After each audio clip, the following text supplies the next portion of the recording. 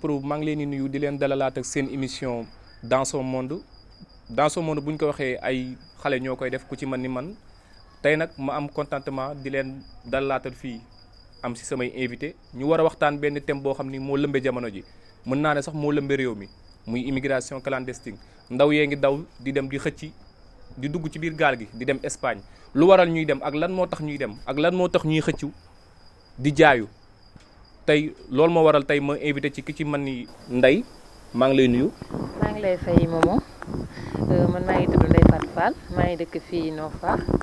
maa ngi nuyu yëpp waaye internet yi bu 7vision Pro maa leen di nuyu yéen ñëpp ku nekk seen tur ak seen sant ak ñu ma fekk ci plateau bi ku ci mel ni sama nawla bii Kiné. salaamaaleykum waa Sénégal ku ci nekk maa ngi lay nuyu Momo maa ngi kontaan bu baax ci invitation bi nga xam ne tey moom nga ma invité fii ci sa émission di rafetlu invitation bu baax di nuyu aussi sama mbokk yi nekk ci plateau bi maa ngi tudd Kiné dëkk fii ci Nord Foire. Ben Omar nuyu naa la. waaw Momo merci beaucoup maa lay nuyu di nuyu sa internet yëpp di kontaan trop ci invitation bi ngeen ñu defal fas yéene waxtaan tamit ci sujet bu am solo muy immigration clandestine. yaakaar naa bu ñu ci waxtaanee ba jubóo sénégalais dinañ ci mën a gis lu ñu mën a sukkandiku ngir li ñuy ñaan ñun ñëpp mooy que trouver enfin une solution par rapport à ce fléau. Lamine nuyu naa la. waaw Momo maa ngi lay nuyu maa ngi lay ziar di rafetlu teewaay bi ma fi teew tey ak waa 7vision Pro ngir ñëw débattre ci benn thème bu am solo nekk en actualité muy thème immigration clandestine. bon di rafetlu toogaay bi bon di nuyu ñëpp ñi fi teew seen tur ak seen sant man maa ngi tudd Lamine maa ngi dëkk Nord Foire. tey thème bi riche na. waaw am na solo dafa nekk en actualité. immigration clandestine. waaw. tey Mama Kiné tey boo ma doon wax immigration clandestine mooy lan moo tax ndaw ñi di daw di xëccu di dugg ci biir gaal gi koo ci wax mu ne la Barça wala Barsaq. waaw loolu boo ma ci laajee Momo dama ciy sawar parce que ndaw yi tey boo leen gisee tey ñuy xëccu di daw naan dañuy jëli ji gaal gi c'est parce que loolu ci xaru la parce que dëkk bi fii nii dara doxul dara doxul nit ñi nag bëgg nañoo def mais mënuñoo def waaw. dara doxul ci ban genre. waaw si côté bépp parce que tey ku bàyyi Sénégal nga jóg ne da ngay jël gaal pour dem loolu xaru la mais fii boo fi toogee te dara tekki woo ko fi loolu rek ngay gis loolu kese ngay gis pour bëgg dem. Ben Omar est-ce que Sénégal dox na wala doxul ba tax ndaw ñi jël gaal gi di dem. problème bi nekkul ci mu dox wala moo ñàkk dox ndax doomu aadama fi la yàlla wàccee ci jamono sa xéwal yëpp fa la ne donc amaana am na ñoo xam ni dañuy gis ne bon conditions yi n'est pas favorable pour ñu mën a am teraanga gi ñuy wut ndax doomu aadama bi dund ci kaw suuf mi ngi ñaan yàlla màgg mi ngi ñaan yàlla mën def dara mi ngi ñaan yàlla aussi mën a réussir loolu yëpp mooy ket mais réussir doomu aadama aussi moom lu ko boppam suñu borom mooy réussir ku ko ci neex. su fekkee ne nag léegi fii ci dëkk bi état du Sénégal am na ay politique sociale emploi nu mu mën a créer emploi ba jeunes yi mën a toog loolu buñ ko gisee jël mais est-ce que on a communiqué dans ce sens loolu mooy problème bi parce que pour nga mën a téye nit ki ci même produit gis nga produit boo ko génnee produit meew da ngay xamle meew ba pare nga bëggloo nit ñi meew bi après nga fidéliser leen. dinaa ñëwaat ci yow mami question bi benn la lu tax ndaw ñi di daw di jël gaal gi. il paraît que am nga ci benn xarit sax bu jël gaal gi. non li ko waral moom bari na trop parce que tey jii boo gisee nit ñi di jël gaal gi parce que am na ñoo xam ne dañoo xalaat ni mënuñu toog ci réew mi tekk ci réew mi dañuy gis ni seen xol yi Europe rek moo ci nekk ñoom nañ dem rek. est-ce que tekki far force tamit. non toog tekki bi non du fa force du question ko boo demee Europe rek di nga fa tekki quoi mais tey jii ñoom loolu lañ gëm tey jii loolu pour nga dindi ko seen bopp day garaaw parce que ñoom génn rek lañ gis am na ñoo xam ne ñi ci dëkk bi ñu ngi jug ñu ngi daanu ñu ngi def ay marchand ambulant ñu ngi jug ñu ngi daanu mais ba tey du ñu am leen lu ñu bëgg lu leen satisfaire pour tey jii def teraanga yenn yi pour defal ko seen bopp duñ ko am te dañuy yow fajar di liggéey mais lu ñu bëgg noonu duñ ko am léegi ñoom seen xel yëpp Europe lañ ñay xalaat di dem Europe lañ mën a dem pour mën fa tekkee wala pour mën fa fajee seen soxla wala seen aajo ci yu bari loolu moo waral nag xale yi léegi di jël gaal gi di dem parce que dañuy gis ñuy dem Europe dañuy ñëw di sol seen ay pullu rëy xonqal seen tuñ yi di sërëb naan la fii jàmm moo fi nekk comprendre nga yow loolu ngay gis da nga naan non kon man du ma toog seddaay gi Sénégal fii comprendre nga sama tërën yi di xar may nekk fii di sonn ñee nekk fee même pas 1 an mi ngi commencé di yónnee seen kër ak yooyu noonu mais sens boobu nag nekkul ñëpp ko am nekkul ñëpp ku ci dem rek di nga tekki daal. d'accord voilà. Lamine. waaw bon mbir mi man ni ma ko gisee parce que su problème amee dañuy xool li ko sookee lan la problème toujours boo amee fenn da ngay xool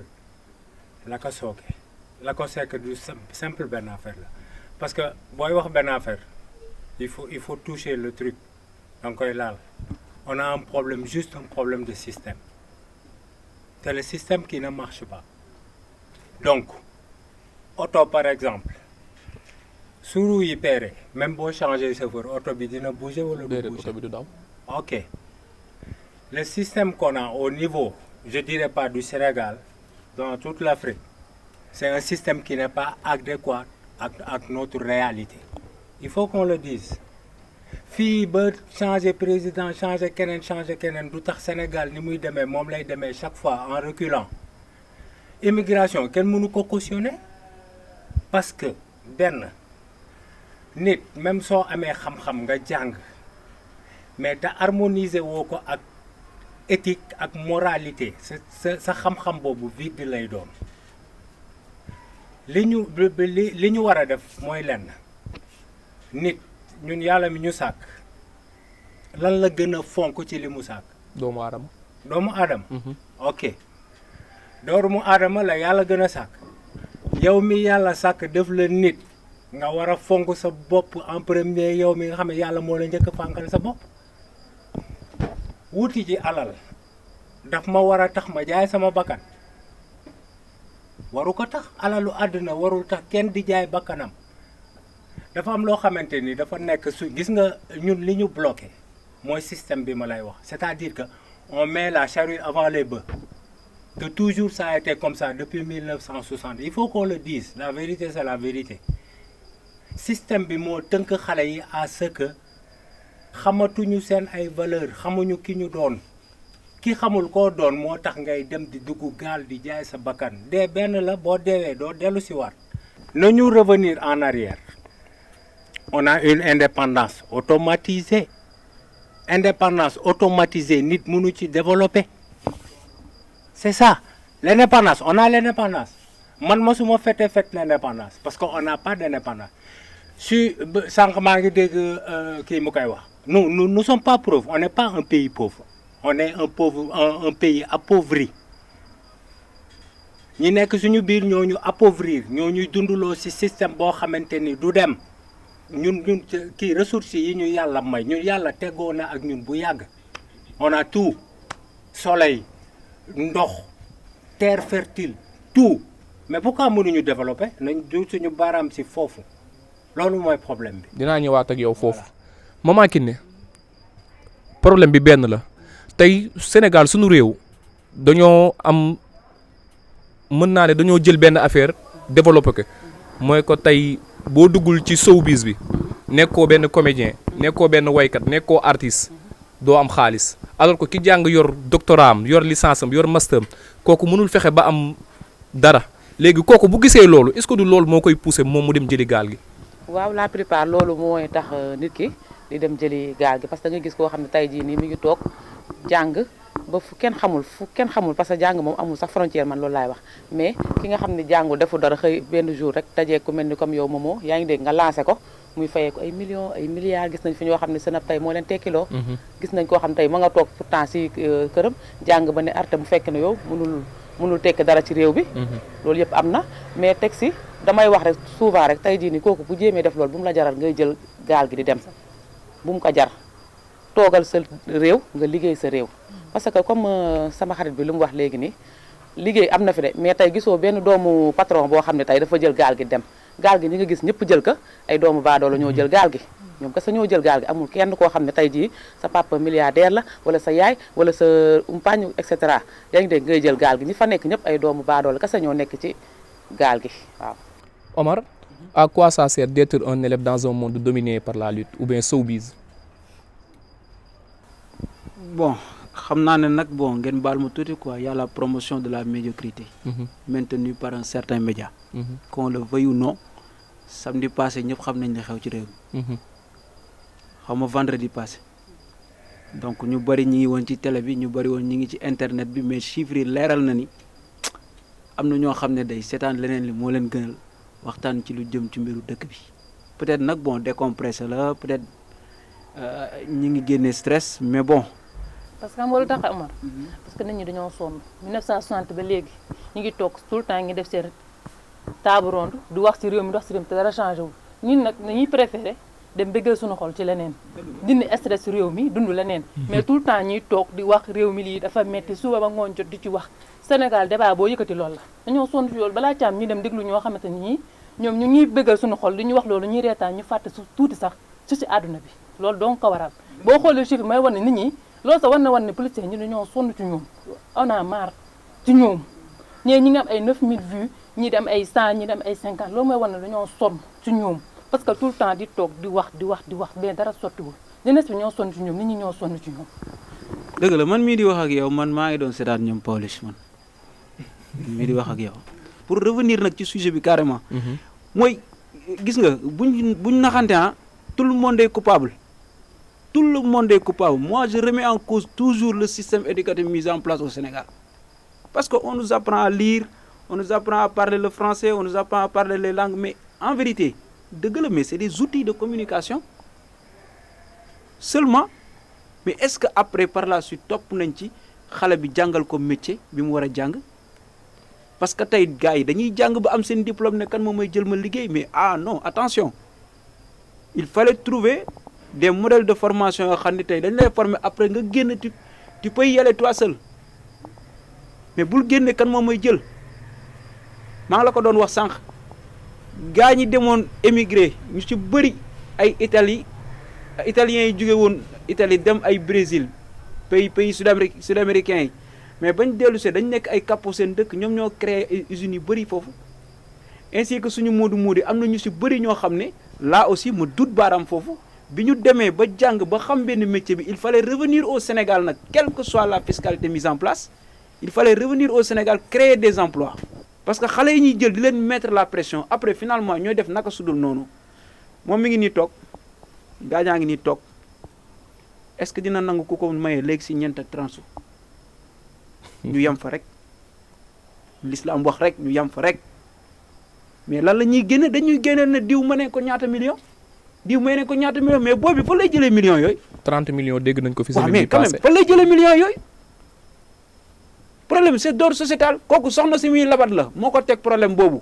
ensuite moom yaayam daf koy teg beneen problème sama nawle yee karab xew bi rëy moo war a def fii booy bi day am problème ba léegi. kooku c'est d'ordre sociétal loolu du état du dara ñun ñoo war a delloo soir suñu mbir sëñ bi sa jasneer rafet na lool barki Serigne Touba dafa am loo xam ne budget la budget communication dafa am.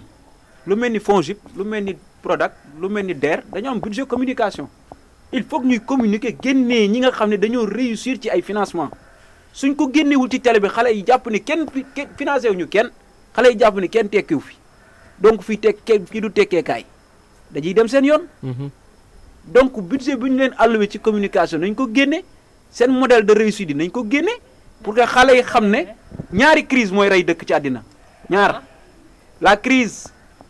du bilan si tu n'as pas un bon bilan maanaam tey boo fi deful dara mënuñoo wax ak yow. et la crise de l'espoir il faut faire rêver ces gens-là il faut xale yi xam ne y a un monde meilleur qui est là et que géej gi du solution man loolu laa gëm on peut être ici et réussir chômage am na dëgg la mais on peut être ici et réussir. doguma la yàlla bu la yàlla dog mais financement boobu ngay wax moo fi amut financement boobu gis nga tey bu amoon tey. man mii ki ne damay toog sama buntu ko dagg sama géej bër ba mu saf ma teg ko di jaay baa ma jël sama gerte nof laay di jaay lu ma ci am jël moo gën may dem di liggéeyal jàmbur ndax tey loolu may jaay noonu mën na ma defal dara du dëgg mais financement boobu amul si réew mi communiqué wul non non communiqué nañ képp loolu communiqué nañ parce que ku si mel ni man mi dem naa ba mairie bi fii déposé ñu ne ma 100 millions joxe nañ ko fee fay patati patata yooyu lay dugal tey jii ku jegewul tey ci mairie ba tey jii ni doo jël 100 000 francs financement man loolu am naa ci preuve non nga baal ma 100 000 de financement non non dama la bëgg wax ni comme par exemple laa la bëgg wax maanaam financement yooyu ñuy tudd moo amul ci réew bi financement boobu amul tey financement tey bu amoon tey yow di nga jënd say daal teg ko sa buntu kër di jaay loo ci am di nga ci fajal tey sa yaay bu yuuxoo garab tey nga jëndal ko moo nekkaat nii sa yaay bu yuuxoo garab nga jëndal ko du dëgg ah waaw bu waajee jub lañ lay financé kon tey jii noonu bu amulee xale yi dañuy bëgg daw dem jël gaal gi dem bitim réew loolu la ñuy wax boobu ba tey d'accord ma de dama ni financement dafa am te dañ leen a dañ ko communiqué wul su fekkoon communiqué nañ ko man nit ñee fi toog mais j'ai fait plus de xaw ma ñaata village bëgguma wax nombre de village bi gis naa nit ñi ni ñuy liggéey ci àll bi surtout les femmes c'est de braves femmes. ñu ngi jot financement yi. oui ci maraîchage la plupart nag ci maraîchage lañ ko def di fay normalement. di fay normalement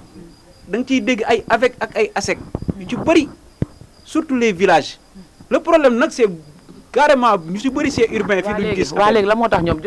joxuñu jeunes yi nga xam ne tey ñoo jël gaal gi comme par exemple jeunes yi ñu nga dëkk Thiaroye ñii ñu nga dëkk Mbour ñii ñu nga dëkk Kaolack la moo tax demuñu si ñoom seeti leen waaw maa kii loolu tamit xam nga tamit mi ngi si yow mais koo demul seet day jël gaal bokk li ñuy wax waaw mais dama la bëgg wan ne dañu war a communiquer wuñu waaw léegi nañ dem seeti nag ñooñu parce que ji boo bañee tey xale bi jël gaal gi tey moomoo may ma boo bañee tey xale bi jël gaal gi tey demal tey ba Ouest Foire xale bi mu nga dëkk foofu noonu demal ba Ouest Foire nga yëkkati benn somme ne ko lii financement la chaque weer bu dee yaa ngi dégg lii ngay verser temps ngay verser bu boobaa kooku du gestu bu gestoo ginnaaw day kontaan du xalaat jël ay dem di jëli ji gaal gi dem nga xool bu baax profil ñuy dem nañ xool loolu ba xam profil ñuy dem dëkkuñu côté yi de waaw dëkkuñu fi xam nga dëkkuñu côté yi am na ci yenn zone yu ñu dëkk te zone yi c'est bien identifiable gaañi nag yàgg nañoo dem bi ñu gën a nekk xale dañ naan ay mool réer nañ réeruñu de yoon bu làqu la woon léegi nag daa gën a ñëpp xam nañ ko yoon bu métti la mais malheureusement européens yi sax daf leen neex nit ñi ñëw daf leen neex bu leen neexoon fii ci départ bi fii la ñuy arrêté gaañi mais daf leen neex mais tey rentré wat encore ci mais tey problème yu am yëpp tey GIE ñoo ko fi indi de tey problème yu am yëpp GIE la ñoo ko fi indi ndax parce que tey da ngeen di dem ci benn autorité seeti ko mu jox leen 1 million si 10 personnes ngeen war kaa séddoo wala ngeen war a trouver ñii bu ñu d'accordee ci lii ñii duñu d'accord ci lii au fur et à mesure day dem ba indi xeex non parce que noonu la war a mën a demee du demee noonu warul demee noonu kon nan lay demee xam nga nu muy demee nit ki bala mooy def projet day xam lu muy monter projet bi moom mii dafa monter projet bi te xam na bu baax na mu ko defee juumu ci benn yoon gis nga balaa nga naan jox ma temps da ngay dem nga xaar sa projet bi ñaata la lay dikkee te bul calculer benn année defal business plan boo xam ne ça va tourner sur 5 ans wala sur 10 ans te nga am patience surtout ça gars yi dañuy jiw léegi ne yàlla tawal mu taw ñu génnee ko mënut a nekk le tout nag moom mooy fexe ba booy yi bañ a yegg ci gaal gi rek ndax gaal gi moom du solution c'est la dernière des choses dinaa ñëwaat ak yow mami loo may wax ci lu mu wax lu mu wax kay dégg naa ko am na ay côté yoo xamante ni nangul naa ko mais tamit dëkk bi tamit dafa metti loolu moom kenn waranteetu ko comprendre nga lu mu wax lépp am na yu ci am mais tamit toog tamit nekk magum jëm toll ne sa yaay wala comme toll ne sa papa comprendre nga mënuloo leen dara dafa metti comprendre nga gis sa papa nii wala sa yaay nii di jël ci jëm mag comprendre nga yéene ci ñoom yëpp dafa goo ko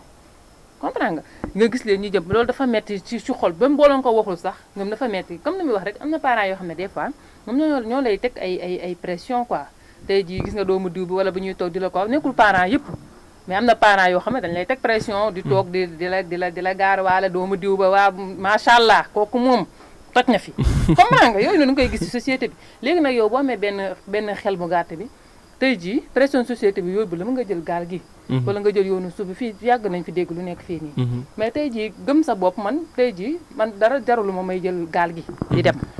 jaralu ma ko parce que man gëm naa ne toog ci réew mi teg ci réew mi gëm naa loolu maa ngi toog fii lépp lu ma yàlla may maa ngi ciy toog di kii ba yàlla di ñëw état tamit daf ñoo war a jàppale ñu secteur informel yi quoi comprendre nga jàppale ñu du ñu subventionné comprendre du ñu dooleel affaire Covid bi gisoo nu mu fi defoon problème yi fi amoon yëpp bind nañ fu nekk joxe nañ suñuy carte d'identité dee leen kii ba tey ji zéro ba tey ji da ngay toog rek dégg journal bi 30 milliards yi génn fee kii milliards yi génn fee yow ay dégg-dégg rek nga ciy am te yow da ngaa joxe carte d'identité ba sonn bind nga fu ne inscrit nga fa mais après doo gis dara après da ngay toog ba à la fin doo xaar état parce que fii boo fi xaar état bu dee état ngay xaar état mënul def lépp yow da ngay gëm sa bopp nga liggéey sa bopp nga gëm sa bopp mais nag loolu nekkul ñëpp am sens boobu nekk ci dara nga réussir loolu ñëpp mënuñu am sens boobu loolu ñëpp amuñu sens boobu mais tey daal man daal gaal gi daal mooy dernière solution daal ñu jéem a xool xale yi ñu leen di gindee waxtaan ak ñoom comprendre ñu toog fii tamit ñu defar kii bee nekk fee nu tudd terre bee. defar ko sax boobu sax mën na jël ay emploi yu bëri xale yi dem liggéey moo gën ñu teg ko fee ne muy poussière xale yi sax dañ koy jël si léegi di ko def si Facebook bi naan feeraay ma jaay.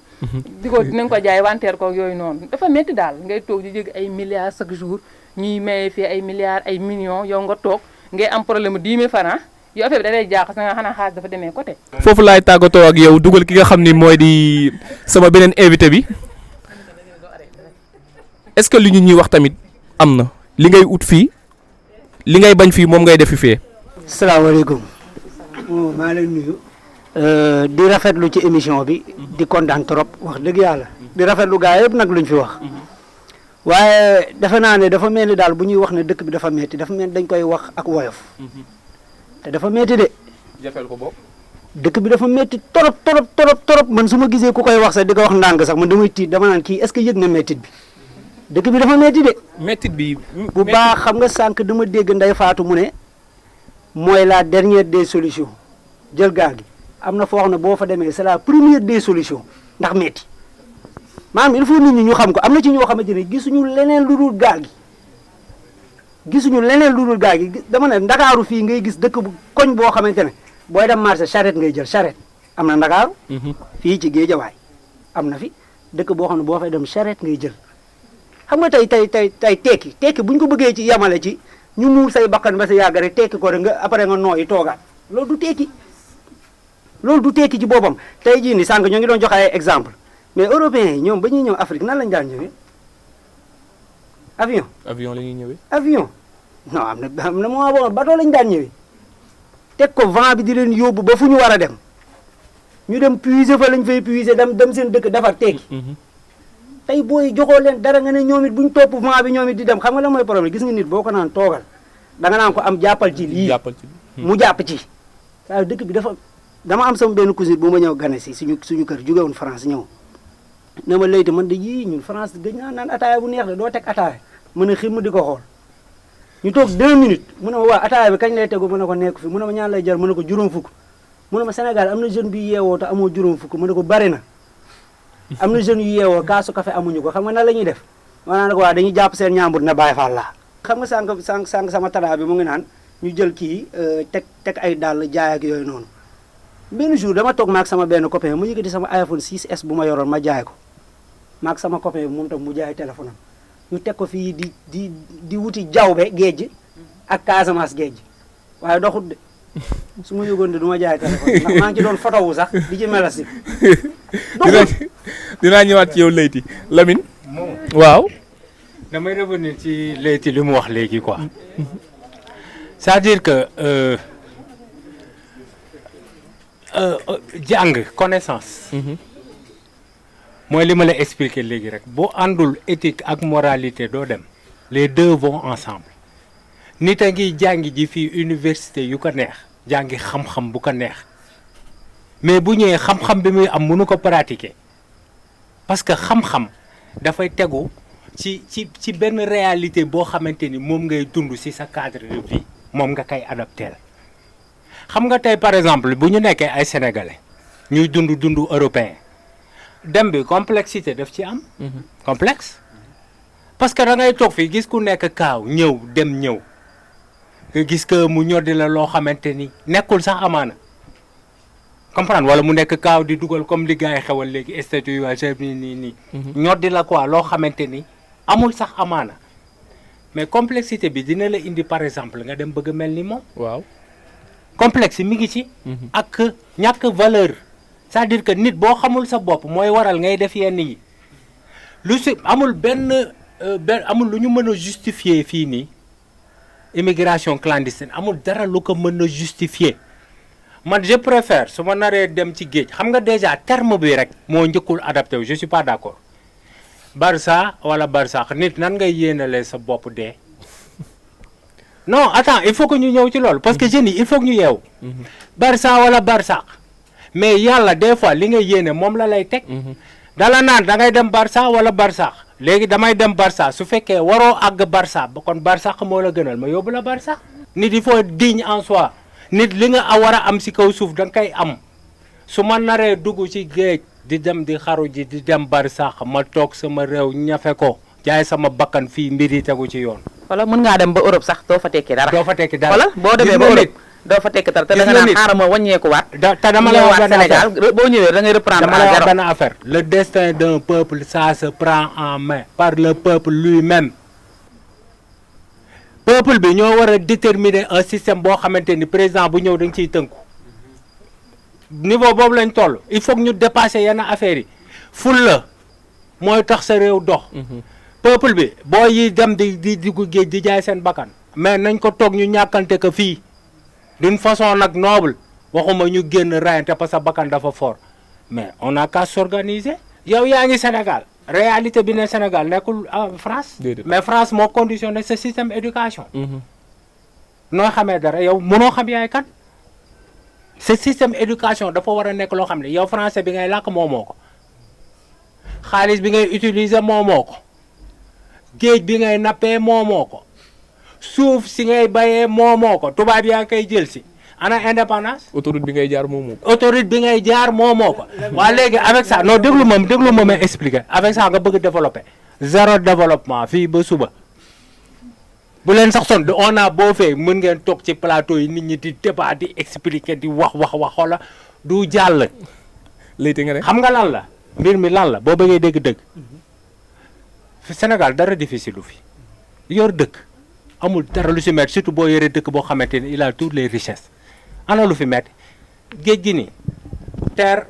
ñaata 100 milliards. dégg nga dama lay jox benn exemple terre 100 milliards. foofu da nga may baal tuuti bateau yi tubaab yi di nappee si géej gi ñaata lay jar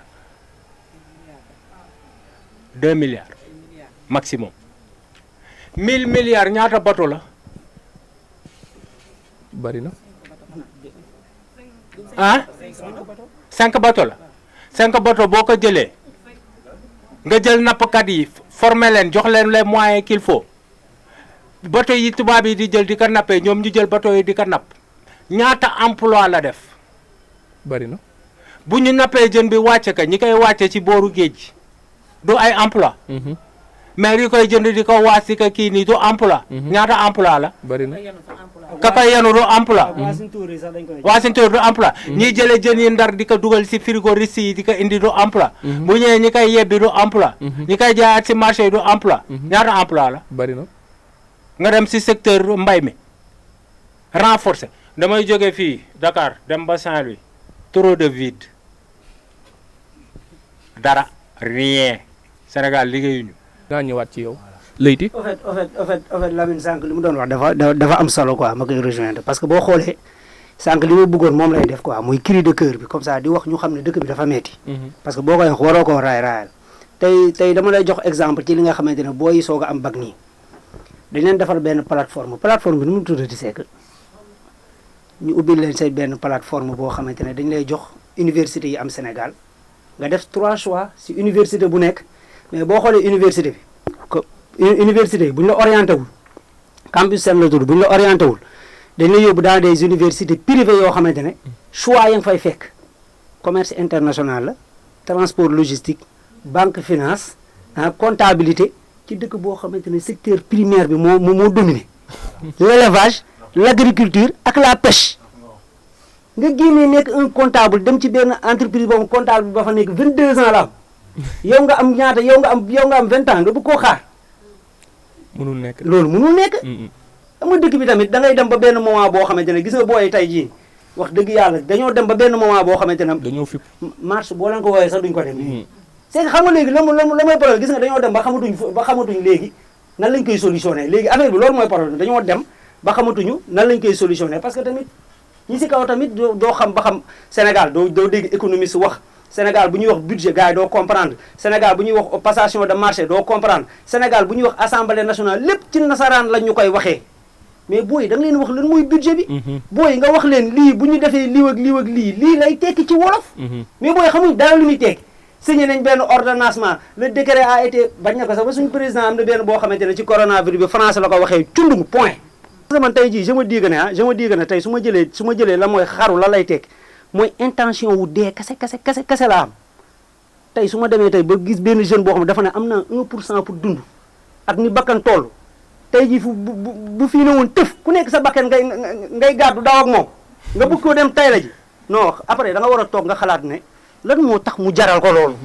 maanaam loolu la ñu war a wax pour man débat bi c'est pas que ne booy yi dañuy xaru booy yi dañoo kii non booy lan moo tax ñu war a jël tey ji boo fi toogoon fii sax bu la dara ñiiram taloon sax nga tëb foog ne sa bakkan day waaj a dem yow nga dem ba mujj gi nga am sañ-sañu mun a dugg ci ndox moo xamante ne bu gaal gi ne woon pëtëx doo am foo jàppandu non loolu la ñu war a xool ci boppam. dinaa ñëwaat ci yow Omar. yan solution lañ mën a indi. dama solution yi ma wax dëgg yàlla mooy li ma la mujj wax sànq gis nga bu nit ñi amee yaakaar rek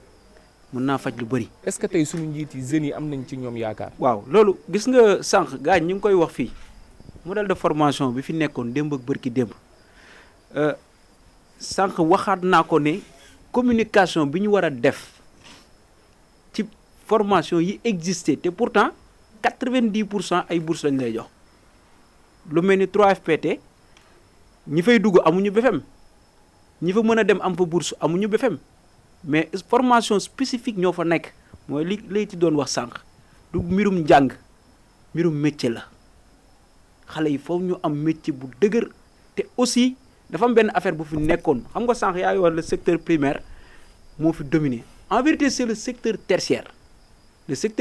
composé des services des banques ñoom ñoo dominé Sénégal il fallait commencer par le bas pour terminer en haut secteur primaire mbay mi ku ko fi romb pêche bi ku ko fi romb élevage ku ko fa romb nax nga sa bopp ci réew bu mënti doon ci ko suufay démarré suuf si bu démarré may nit ñi lu ñu mën a dund li ñu lu ñu dundee bu demee ba des loolu la ñuy jël yóbbu ci industrie ba di transformer na nga ko waxee woon emploi xale yi dem emploi léegi déglu ma rek xale yi bu ñu demee foofu nag mën a liggéey mooy borom métier yi bu ñu demee mën a liggéey foofu dina dem boog dina jur beneen croissance moo xam ne secteur tertiaire bi dans le mode de paiement dans le mode de financement su boobaa lay doog a leer su boobaa la portable di commencer am njariñ ndax yii ngeen di gis nëpp ci secteur des services la bokk su fekkee mënoo communiquer ci 3FPT ne xale yi nga xam ne jotu ñoo yegg BFM la ñoom lañ jox ay bourse de formation ñu war ko jëlee fii soriwul Liberté 6 booy xamuñu ko boobu formation la beneen bi mooy su fekkee ne xamuñu ne réew mi fi mu toll nii ci ay wàllu ci mbay fi ñu fekkoon démb ak bërki démb récolte yi dañ ko tripler fi mu nekk nii fii ñuy wax ak yow 1,8 million tonnes xaar rek mais est-ce que tey suñu njiit yi taxaw nañ bu leeralal foofu waaw moom laay wax 1,8 million tonnes ci gerte amu fi woon il y a 10 ans 400 tonnes lañ doon ñëw 400 000 tonnes donc cela veut dire que accéléré nañ secteur primaire ñi ngi jëm ci phase industrialisation am na candidat suñu candidat bon président dafa waxoon ne dina joxe 1 million d'emplois balaa 2024 daf ko teg ci industrialisation bi te loolu noonu nañ ñaan yàlla mu réussir ndax ni nga ko waxee sànq dëkk bi metti na loolu moom ñëpp xam nañ ne metti na.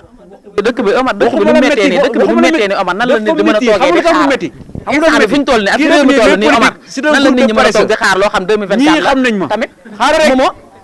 patience bi yan solution ngay indi. non so baal ma rek ma daaneel foofu gis nga xam nga gars yi yàgg nañ muñ mais ñu ngi waaw muñ ba léegi yàgg nañ muñ gars yi ñoo ngi muñ ba yàgg léegi nañ muñ parce que boo leen muñ la waate mooy jëlaat leen gaal yi léegi nag buñ jël gaal yi dañuy dox di dem Espagne lu boo leen muñ la waate dañuy dox di dem Espagne ba fu mu yem neex soxna si ndax dañ naan bu ñu jëlee bato yi bu ñu jëlee gaal yi dinañ leen jàpp xaaral rek bu ñu jëlee gaal dañ leen jàpp te seen prison xaj na da leen di jaral ñuy dox ndànk ba Espagne am na ci ay kilifa yooyu gis tey ngay gis télé bi ñuy toog di wax ñii bokk ak naa ñoom classe ñii bokk ak naa ñoom école dama def 8 ans de chômage mu métti mu dëgër këkk suma kër xam nañ li may wax bu ñu ma seetaanee di nga xam bu baax li may wax moom jël ko mu métti ma téye ko tey ñeewu ma sama morom waaye nag dañ koy sante yàlla ñi nga xam ne ñooy politique gis nga ñax mu bon bi wala boog patience bi nga am na amuñu ko xam nga tam dooy wax tamit doo wax yow ngir yow rek mais da ngay wax pour keneen tamit fi may wax ak yow ni billahi da ngay wax pour keneen mais loolu ñii ñu nag ñii pomme de terre bu baax bi dafa naqaree gis ci politique ne tey nag mi ngi noonu nag moo atta ñu nag xaaral wax muy dañ xaar yow Latir toogal xaar Latir rek xaaral 2024 tamit mën naa la wax pomme de terre mais su boobaa damay wax turu nit te jaru ko non jaru ko waaw jaru ko xaaral mox la gis nga fileeg yaa ngi jël kaddu mbooloo mi di ko wax te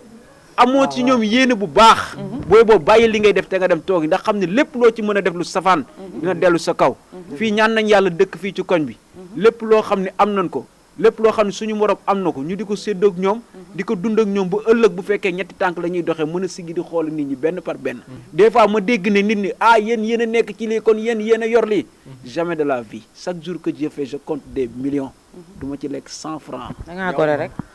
100 francs du ma ko ci jël sama gore la. nekk ci moom ma ko émigration nag phénomène mondial la boo xam ni existé na te du gën a continuer exister day gën a dem politique gu sax. Sénégal moom Ñu nañu gis régler seen résolution. problème à travers cette industrialisation durant les 4 ans point Maman Kiné waaw. yan solution nga mën a indi ci immigration clandestine. waa solution bi ma gis man parce que ndax moom lu muy wax nee na état bi dafa war a soññu xale yi. mais waaw état boo xam ne tey da ngay jël benn yaafus jël benn baaroolo tey nga jox ko ministre de l'économie boo ko joxee kooku balaa moo xool jeunes yi këram lay xool. ba këram pare lay xool ak koñam ba pare almadi laa dëkk. yor naa parking oto yor naa nangam ci ay jabar yor naa nangam ci ay bon essence. loolu lay lijjanti ba pare. non loolu warul non c'est parce que man gis naa gis am na naa ñu ko dul def koo xam ne jàngul deful dara yaa ngi dégg xam nga lu mu doon def lawbe laa maa géwél laa tey jii maa nekk ci gouvernement maay lekk ay millions maa ngi dawal sama oto maa ngi def lu ma neex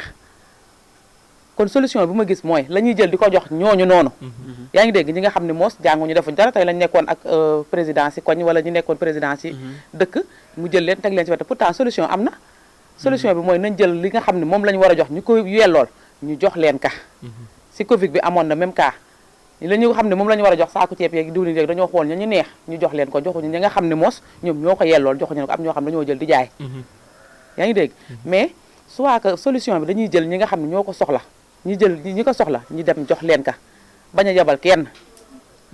xale bu tey boo ñëwee tey nekk ci kër mu leer na ni yow mii kat tekki woo ci kër ne kër diw de am na Moodu bu fa nekk kër Paate am na Ami bu fa nekk kër Samba am na ko fa nekk lu tax mënuñoo dem wax ak ñoom wala ñu yëkkati jox leen pour buñu leen jox ñu après non pas ñu consommer ko pour ñoom mais ñu jox leen ñu utal leen solution boo xam ne tey immigration bi day arrêté parce que mënoo nekk si kër tam liggéeyoo xëyoo gontoo waaw formation bi ku formation ba kañ dañuy xaar formation non doo xaar ay am na ñoo xam ne tey mënoo leen defal formation nag jànguñu ku jàngul noo ko defaree formation ku jàngul doo ko defal formation ku jàngul xam nga lan nga ko mën a ñëw ne ko am téyel lii nii nga liggéey say bu ñu jëkkatee tey xale yi tey solution ba gis dañuy jëkkatee xale yi ne la tey de liggéeyee ngi projet bu mel ni yokk koom-koom pour yow la